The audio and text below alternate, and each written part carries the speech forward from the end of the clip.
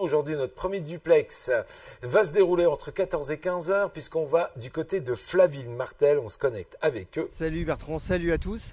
Et oui, effectivement, nous avons pris la voiture et nous avons fait quelques kilomètres pour nous rendre à Flaville-Martel. Et une commune qu'on avait déjà eu l'occasion de mettre en lumière dans l'émission Au cœur des communes. Et ça nous fait très plaisir de revenir ici, vous faire découvrir de nouvelles choses et retourner voir un peu les habitants qui nous accueillent toujours à bras ouverts dans les communes de notre territoire, bien évidemment. Donc au programme aujourd'hui, Jérôme, c'est un plaisir pour nous. Juste derrière moi, pardon. Ouais, vas-y, excuse-moi. Oui, je disais juste derrière nous, on voit il y a le foyer rural de famille rurale, une association qui contribue à dynamiser le territoire en proposant de nombreuses activités. Et aujourd'hui, on va découvrir une activité avec des enfants, mercredi, jour des enfants. Donc forcément, il y aura des petites têtes blondes qui seront là. Et en deuxième partie, le duplex que l'on vous propose, ça se passera dans un garage, le garage de David, qui a une particularité. Il restaure les véhicules anciens. Donc il y aura de la vieille voiture, il y aura de la voiture de collection, ça sera vraiment plaisant et les amateurs seront ravis. Super découverte, Jérôme. Jérôme, quelques mots sur Flaville-Martel. C'est à combien de kilomètres de Saint-Quentin? Est-ce que tu sais à peu près l'environnement de ce village? C'est un gros village, c'est un petit village? Alors Flaville, on est dans l'ancienne communauté de communes de Saint-Simon, donc on est à quelques kilomètres de Ham, donc on se rapproche de la frontière de la Somme, et c'est une petite bourgade d'un peu plus de 1000 habitants, avec son collège, avec sa caserne de pompiers, toutes ces infrastructures et ses commerces de proximité qui fonctionnent plutôt bien. Eh ben, écoute, on est ravis de faire la découverte de cette association Famille Rurale. Et puis, j'ai hâte, moi qui adore les véhicules d'occasion et la mécanique, d'aller à la rencontre de ce garagiste. Mais attention, restaurateur de voitures anciennes, hein. Allez, tout de suite, sans plus tarder, nous allons repartir du côté de Flaville en compagnie de Jérôme. Il est dans l'association Famille Rurale et on est à Flaville-le-Martel. Jérôme, c'est à toi. Et oui, nous sommes à Flaville et nous nous sommes mis au chaud avec Baptiste. Je t'avouerai qu'ici on est un petit peu mieux que dehors, hein. Il y a un petit vent qui pique un peu. Donc là on est en compagnie de Laurie. Vous, Famille Rurale, c'est une histoire de longue date. Ça fait déjà quelques années que vous êtes présente. En quelques mots, est-ce que vous pouvez nous expliquer ce qu'est Famille Rurale et quelle est son action ici au sein de Flaville-Martel et aussi les environs? Alors du coup, Famille Rurale, donc c'est une association de loi 1901 qui propose plusieurs activités, notamment le mardi créatif, des activités manuelles pour les dames et messieurs, donc plutôt un public adulte. Ensuite, on a le mercredi récréatif, comme là aujourd'hui. Oui, effectivement, là on voit qu'ils sont devant des feuilles là, qui pour le moment n'attendent qu'à être on va dire quoi, dessinées ou quoi que ce soit. C'est quoi l'activité du jour? Alors aujourd'hui, donc l'activité c'est des sets de table. Donc en fait, il le décore comme il a envie. Donc nous on donne des premières images et après c'est eux qui choisissent. Pour les aider un petit peu, l'inspiration au démarrage, et puis après voilà, il y a toutes les couleurs, il y a tous les crayons, il y a les tubes de colle, et à la fin, pour protéger, on plastifie. C'est ça, on plastifie, oui. Et donc là, ça va se passer sur toute l'après-midi. Il y a un petit temps goûter, je suppose, quand même. Oui, le petit temps goûter vers 16h, 16h15, le temps de tout ranger, tout nettoyer, et puis le goûter se fera juste après. Alors là, comme on peut le voir là, sur les images de Baptiste, pour le moment, ils sont encore bien sages. Ils attendent le top départ, visiblement. Donc, pour notre deuxième prise d'antenne, je pense qu'ils auront bien avancé. Je m'y essayerai peut-être aussi s'il reste une feuille et puis que je peux prendre 3-4 crayons. Oui, pas de souci, avec plaisir. On verra ce que je peux faire jaillir de mon esprit créatif. Et j'aimerais, avant ça, qu'on revienne sur... Là, je vois beaucoup de photos. Hop, on va faire un petit mouvement. Ça, c'est des exemples de tout ce qui a pu avoir lieu l'été dernier, peut-être, parce que là, je vois, il fait beau. Oui, c'est ça, l'été dernier, donc juillet 2022, pardon. Ça passe vite. Oui, c'est vrai. Du coup, oui, les ateliers divers et variés, donc le mardi, le mercredi, le jeudi et le vendredi, où on se réunit tous pour passer des bons moments. Parce qu'on voit qu'il y a effectivement, là, il y a des musiciens, là, il y a un food truck, là, il y a eu une sortie vélo. En fait, toutes ces idées, c'est vous qui les trouvez ou vous sollicitez aussi les parents, peut-être, pour proposer des des idées originales? Oui, en fait, si vous voulez, les ateliers et les activités durant le centre de loisirs, c'est notamment les animateurs et le directeur ou la directrice qui prennent en main les activités suivant le projet pédagogique, en fait. D'accord, ok. Donc tout ça, c'est bien écrit à l'avance, il n'y a pas d'improvisation, on se projette déjà sur les périodes qui arrivent et on pense peut-être déjà à l'été prochain? C'est ça, oui, ça se prépare tout doucement, oui. Bon, alors on reviendra sur ça tout à l'heure, mais on reviendra surtout sur ces sets de table que j'attends de voir avec impatience et surtout de voir les belles idées que nos petits génies du crayon vont avoir très certainement. On a confiance en eux? Oui, tout à fait. Bon, ça va être chouette. Bertrand, on se retrouve dans quelques instants. Et puis, Ouais, Jérôme, j'ai bien je compris. vais m'y mettre aussi. J'ai fait une blague foireuse tout à l'heure. Je vais peut-être pas la refaire, mais oh, si, allez. Moi, je voulais pas faire un 7 de table, je voulais faire un 8 de table. Voilà, c'est tout. Ah, elle est bonne, Jérôme. J'ai bien compris. Un jour tu manges et un jour tu mets la table, quoi. C'est ça? Oui, effectivement, c'est un peu ça. Hier, on a cassé un peu la croûte. On avait la galette des rois et aujourd'hui, on prépare le 7 de table pour le prochain casse-croûte.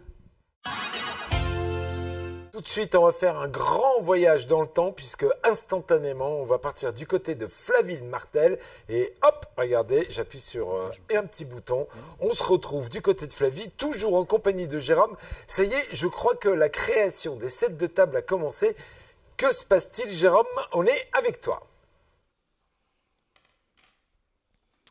Alors effectivement, Bertrand, voilà la petite touche finale. Hein, j'ai pas pu m'empêcher de mettre la main à la pâte, voilà.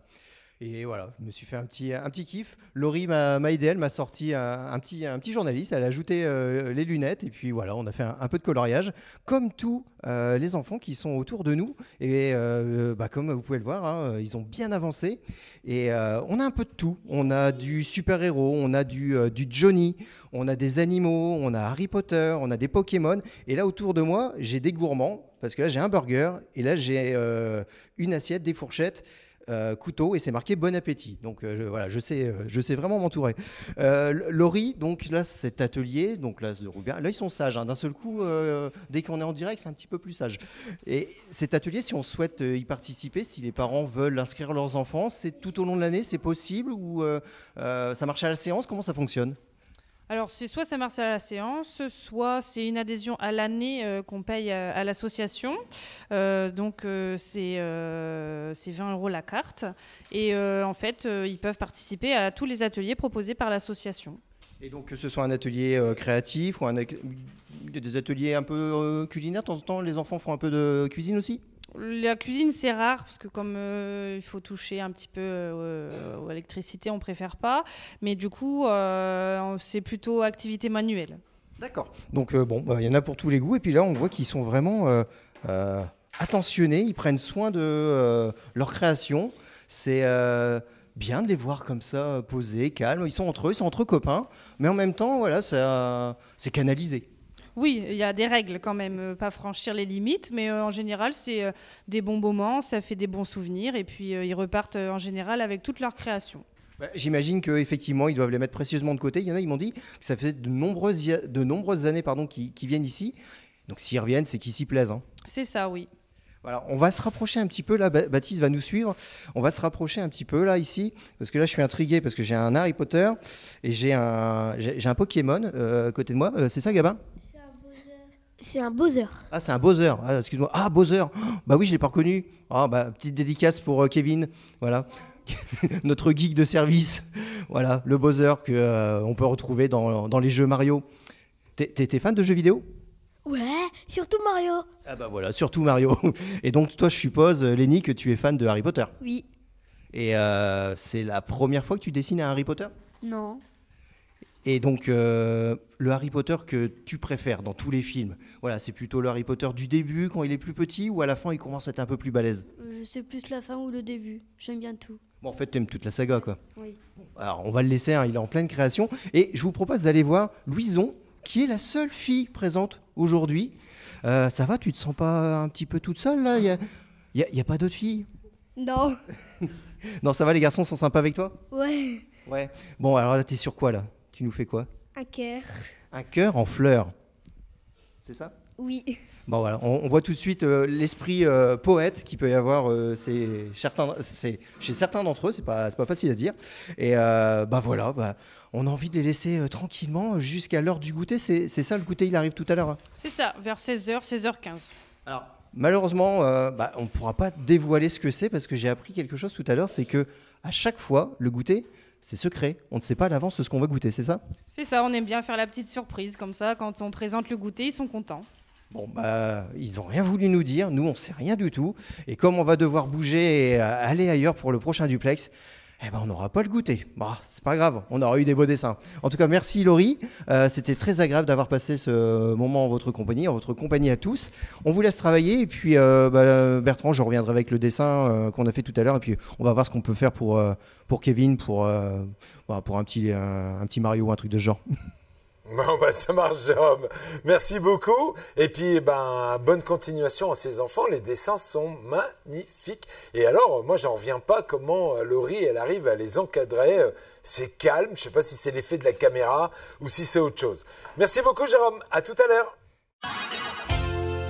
Du côté de Jérôme, qu'on va retrouver en duplex avec nous à Flaville-Martel chez un restaurateur qui a un talent incroyable et des doigts en or. Avec toi, Jérôme.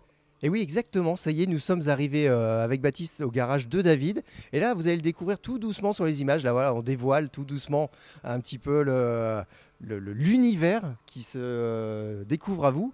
Et David, tout de suite, moi, j'ai eu l'effet waouh quand je suis arrivé ici.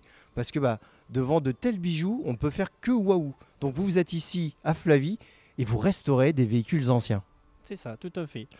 C'était une passion depuis très longtemps et elle se concrétise maintenant. Donc on est très heureux. Alors, il y a des petits bijoux, notamment là il y a une... Alors je ne suis pas expert en véhicule, mais là il y a une Triumph. Et vous me disiez tout à l'heure que ce véhicule a été refait et en cours de restauration, il va être refait de A à Z. Oui, c'est bien ça. On est parti d'un véhicule importé des États-Unis qui était dans un état très critique.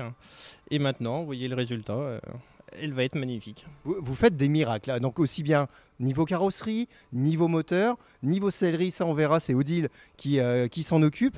Et c'est une passion avant tout. On ne se lance pas dans un défi pareil en récupérant un véhicule, on va dire très fatigué, en se disant je vais lui redonner une seconde jeunesse, sans avoir une petite flamme au fond de soi qui fait qu'on est amoureux de la voiture, même dans l'état dans lequel vous le récupérez. Oui. De toute façon, il faut être passionné pour faire ce métier parce que sinon, ça passe pas. Il faut de la patience, il faut être persévérant parce que quand il y a une vis qui vient pas, il ne faut pas la casser parce que sinon après c'est une galère. Persévérant, minutieux, patient. C'est ça, c'est les bases, les bases. Si on n'est pas patient, ça va pas. Ça peut pas le faire. Donc faut prendre son temps. Et donc là on le découvre encore, donc toujours sur les images de Baptiste. Là on a deux sœurs, on va dire, deux Peugeot 202. Elles en sont au niveau de la restauration là? Ça se termine. Donc sur celle qui est au fond avec le petit liseré rouge, on a refait toute la carrosserie. Donc maintenant il reste la sellerie. Donc Odile va faire la sellerie. Et sur celle qui est en premier, elle est là que pour la sellerie. D'accord. Bon, on va dire que c'est limite une intervention beaucoup moins impressionnante que la Triumph. Oui, c'est sûr que c'est moins impressionnant, mais il y a quand même énormément de travail. Il faut relativiser et se dire quand même que c'est énormément de boulot. Voilà, c'est ça. Alors là, on a aussi, donc vous voyez sur les images de Baptiste, Odile qui s'affaire. Donc ça, on est sur la banquette arrière de la DS là, qui est là derrière dans le garage. Qui est derrière, oui, c'est ça. Donc on change tous les tissus qui sont abîmés, qui sont d'époque. Donc on va lui redonner une jeunesse. D'époque, c'est-à-dire, allez, quel âge ça lui fait ça? La DS, c'est les années 60? Ouais, c'est ça. Donc là, ça fait 60 ans. Bon, alors, on va demander à Odile, alors, parce que c'est vous l'experte. La sellerie automobile, c'est pareil, c'est une histoire de passion? Pour moi, carrément, parce que j'ai découvert ça il y a 7-8 ans, et depuis, je ne la lâche plus. David m'a demandé de refaire un intérieur de 304. J'avais déjà des habitudes de couture, mais pas dans ce domaine-là, oui. Dans ce registre-là. Et puis Et puis quand la 304 a été terminée, bah, il m'a dit bah, écoute, tu ne t'arrêtes plus, on va poursuivre dans ce domaine. Tu as fait du bon boulot, tu peux continuer, je valide. Et vous avez donc appris toutes les techniques comme ça, un peu les spécificités liées à l'automobile sur le tas. Oui, énormément sur le tas, carrément sur le tas. On découvre chaque jour, hein, on se pose des problèmes, on trouve des solutions, on a des fournisseurs pour. J'allais dire comment on fait pour retrouver les matériaux d'origine ou qui se rapprochent. Oui, qui se rapprochent. Surtout, on a des fournisseurs spécialisés pour ça. On a énormément de références de tissus, de cuir et tout ce qui va avec. Bon, alors là, il y a encore un petit peu combien de travail là? Combien de temps de travail? Quelques heures. Quelques heures. Bon, alors on vous tient pas plus longtemps hein, parce que sinon après David va vous mettre la pression et va vous dire Odile ce soir il va faire des heures sup. Faut que ça, faut... C'est ça, c'est tout à fait ça. Ouais. Sinon on n'aura pas mangé. Ah bah oui, David est plutôt dur. Hein. Je vous invite à nous suivre. Là, Baptiste va nous montrer aussi dans quelques instants un autre véhicule. Donc là, on est sur la mythique traction, c'est ça? Ouais, c'est ça. Une traction de... les toutes premières tractions de 54 je crois ou un truc comme ça et donc le client nous a amené la caisse, que la caisse, il avait tout démonté. Alors un petit mouvement pour permettre à Baptiste de montrer les images, voilà. Donc elle était déjà toute démontée, donc nous on l'a ressablée pour voir les dégâts et puis on a tout refait. Voilà. Là on est vraiment sur un véhicule en pièces détachées, là c'est un mécano là. Presque, c'est ça, oui. Donc il en manque quand même beaucoup, parce que le client en a gardé énormément. Nous, on n'a que les pièces de carrosserie. Donc, mais voilà, après, ça se refait très bien et il faut de la patience, c'est tout. Alors quand on vous entend comme ça, on a l'impression qu'en fait, rien n'est grave. Et si on a chez soi un vieux véhicule, même si voilà, depuis longtemps à l'abandon, avec limite la végétation et la faune qui a repris, qui a repris ses droits dessus, on peut sauver le véhicule. Oui, bon, après, tout dépend le budget qu'on veut mettre dedans, mais sinon, après, oui, tout est sauvable. Tout est possible. Tout est possible. Donc là, on peut voir... Réalisable un peu moins, mais il y a des fois, oui, c'est compliqué quand même. Hein. Ouais. Bon. Alors là, on va voir ici un peu ce qui se passe concrètement. Donc sur cet élément-là, ici, vous me disiez que la partie basse de la portière, c'est un nouvel élément métallique, un nouveau morceau de portière. Qu'on a refait, oui, parce qu'elle c'était trop abîmé, donc on recoupe et puis on refait un morceau de tôle et puis on ressoude et puis voilà, c'est reparti. Une belle peinture par-dessus et puis après ça ne se verra pas. Oui, bon, il y a un petit peu de travail avant de passer à la peinture, mais... J'y connais rien, moi. Pour moi, c'est hop, direct un coup de pinceau et c'est bon. Ah non, ça se fait pas comme ça. Bon, bah alors vous voyez que là, il y a Bertrand, hop, pas mal de véhicules. Moi, j'ai les yeux qui pétillent parce que je suis admiratif devant tout ce travail. Il y en a d'autres encore là-bas, des véhicules à vous. Vous me disiez que ici à Flavie s'organisaient les 1er mai des rassemblements de véhicules de collection et vous en faites partie. Oui, c'est ça. On faisait lors de la brocante au milieu du village, on réservait la place et puis on faisait un rassemblement de tous les véhicules anciens de la région. Et puis, donc là, vous en parlez au passé parce que le Covid a mis un coup d'arrêt. On croise les doigts pour que ça puisse reprendre. Bah, j'espère, oui. On va essayer de tout faire pour que ça reparte. Bon, en tout cas, si ça se remet en place, faut nous contacter. Nous, on se ferait un plaisir de venir. Et puis, on essaiera de faire un petit tour ensemble. C'est quoi votre véhicule que vous sortez comme ça dans les occasions? 304 cabriolet. Une petite 304 cabriolet. Bah, écoutez, Bertrand, et vous, chers téléspectateurs, voilà, le rendez-vous est pris, hein, le 1er mai, ici, à Flavie, pour faire un petit tour. Et peut-être un petit tour de 304 cabriolet avec David. En tout cas, merci, David. Ben de rien. Bonne journée. Jérôme, j'ai au moins 2-3 questions. J'en aurais 10 000, mais je vais juste en poser une. J'aimerais que tu demandes à David comment il fait. Mais je vais juste en poser une parce qu'on est pris par le temps, mais c'est vraiment très passionnant. Comment David fait pour... J'ai bien compris que les éléments de carrosserie sont refaits, mais je suppose qu'on ne peut pas aller chercher des pièces détachées, des pièces spécifiques de ces moteurs, parce qu'eux aussi sont en panne, de ces moteurs, de ces pneumatiques qui à l'époque étaient très particulières. Et comment il fait pour se les procurer, David? Il y a des réseaux un peu particuliers qui existent toujours?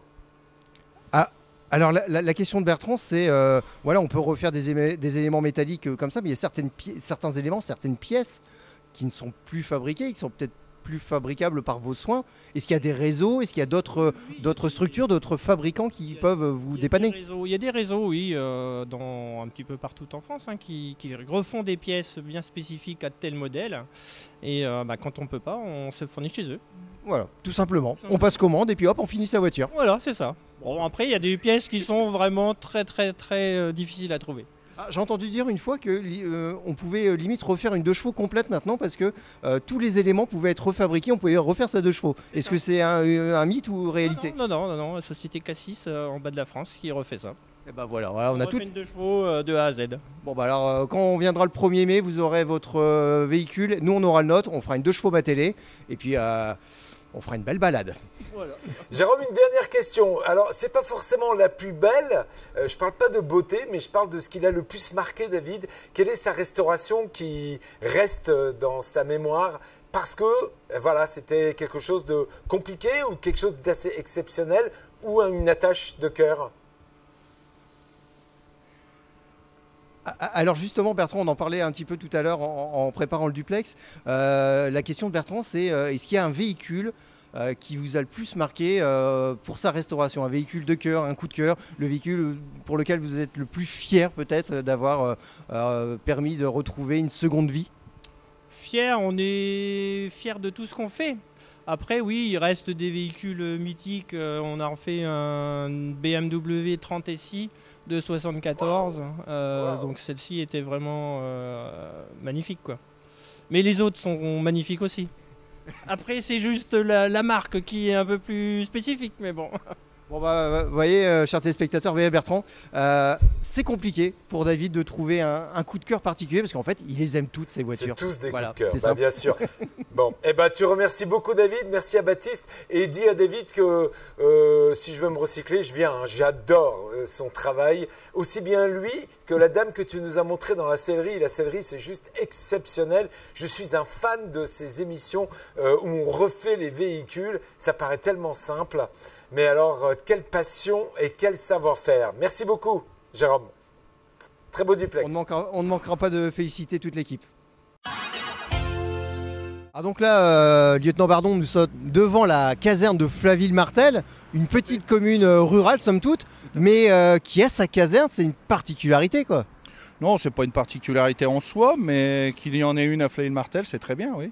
C'est pas partout que dans des petites communes où vous trouvez des centres de secours, parce que les centres de secours aujourd'hui, ils ont une couverture, ce qu'on appelle un découpage départemental et par secteur.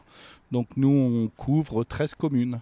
Et vous avez un effectif de 28 sapeurs-pompiers, dont 5 femmes. C'est important de le souligner.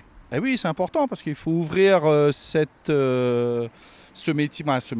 J'allais dire oui, parce qu'on allait parler de profession, mais on revient dessus après. Mais c'est pas une profession, hein, mais il faut l'ouvrir aux femmes parce qu'on en a besoin. Vous savez, une femme, ça réconforte, c'est un autre visage et ça fait voir autre chose. Et je peux vous dire qu'il y en a quelques-unes d'entre elles qui sont très très performantes.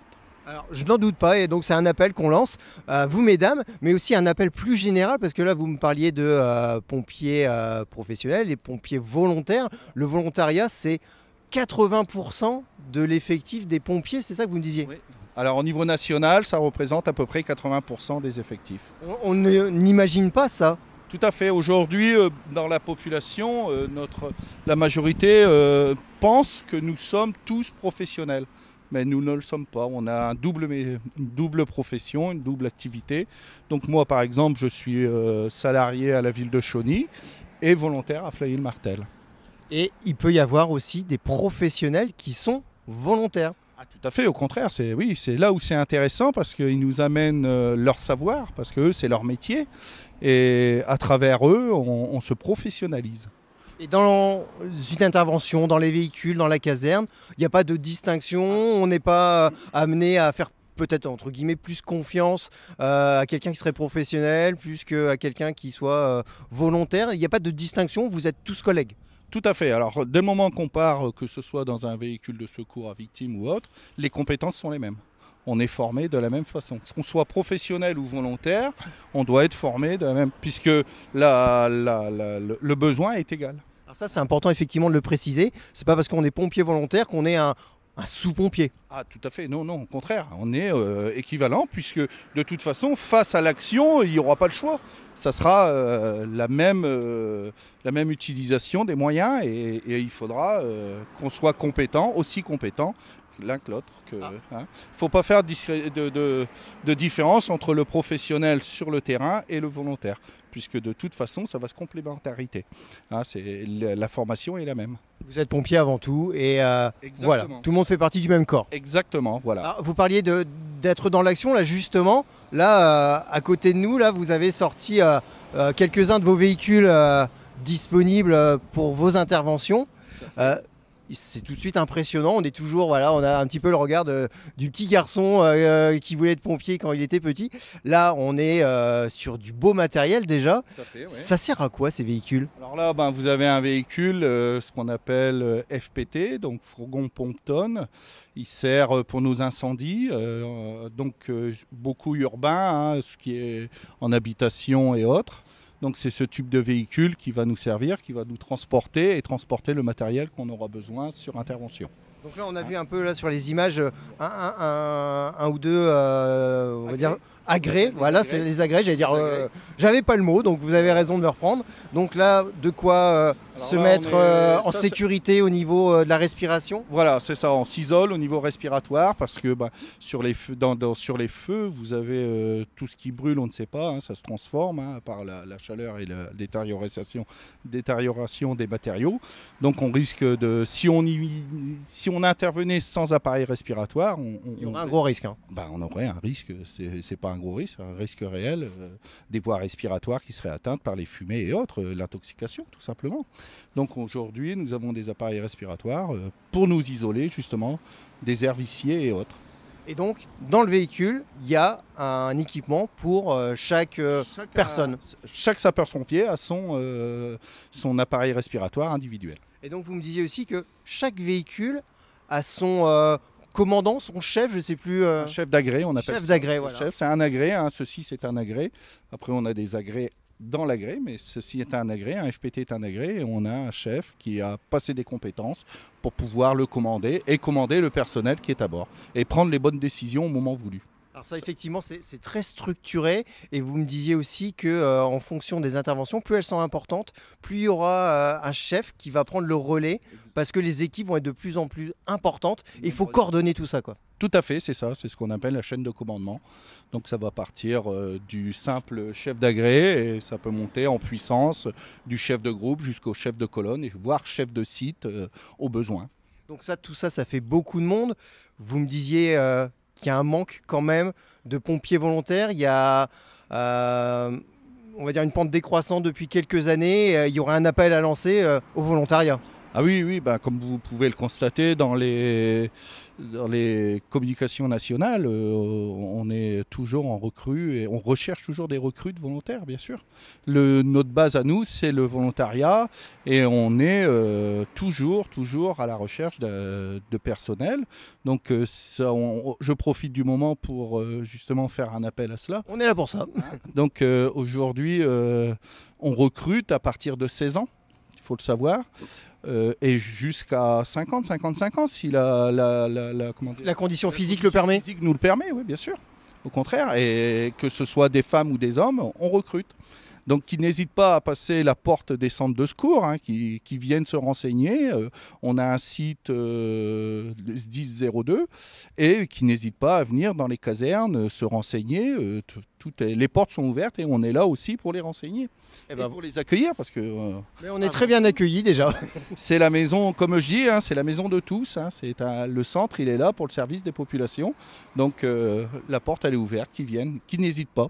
Au contraire, on sera heureux de pouvoir et peut-être dans le nombre de personnes qu'on rencontrera, il y aura peut-être... des futurs sapeurs-pompiers volontaires. Voilà. Professionnels pour certains, parce qu'on a des jeunes qui commencent en tant que volontaires, qui découvrent le métier, et à la suite, ils en font leur métier. En tout cas, merci lieutenant pour cet accueil, pour toutes ces explications. J'espère effectivement que ça donnera envie à de nombreux téléspectateurs de venir s'engager dans cette belle famille qui est celle des pompiers. Merci encore.